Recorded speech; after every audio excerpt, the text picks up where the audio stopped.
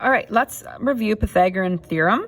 So the formula for Pythagorean theorem is c squared equals a squared plus b squared. Now sometimes, and this is no different, but if you see a squared plus b squared equals c squared, that means the same thing. And of course, feel free to write it whichever way you remember it, okay? As long as you have the a squared plus b squared on one side of the equal sign and the c squared on the other.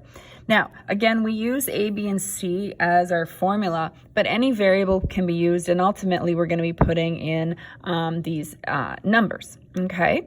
So, moving forward, what's going to be the most important, that whatever we put as the side by itself, or in this case c squared, that's my hypotenuse.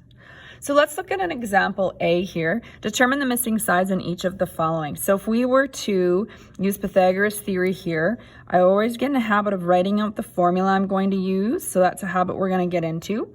So we're using Pythagoras theory formula, and I'm trying to find side x. Now side x is opposite the right angle, so this is my hypotenuse.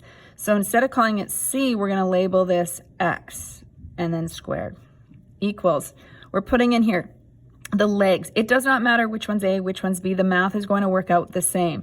So we're just going to call this 12 squared plus 16 squared.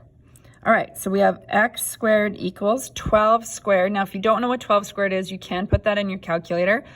This is a good opportunity to mention that in terms of your perfect squares or squaring numbers, you should be able to square numbers up to and including 12 without a calculator. So if you're not confident in those, you might want to practice some of the higher numbers like 12. So 12 squared, or 12 times 12, is 144. Plus, now 16, I would let you use your calculator for that. That's getting a little bit higher for our mental math. So in your calculator, you most likely have a button that has x squared on it. It's often this button as well, and then you would have to hit that button and then put the 2 in. So 16 squared is 256. So make sure you're using a calculator to know where these buttons are. This is going to be a lot of calculator work in this chapter, so you want to make sure you have a scientific calculator. You cannot use your phone as a calculator. X squared equals 144 plus 256. So we're going to add those numbers, and we get 400. So square rooting that, if anyone can do some mental math and square root that, certainly by all means you can, but otherwise you can use your calculator. What is the square root of 400? So now you probably near there have a square root button. Sometimes it's above one of the button keys, and you may have to hit like your shift button or whatever sometimes it's called second button. So when you square root 400, you're going to get 20.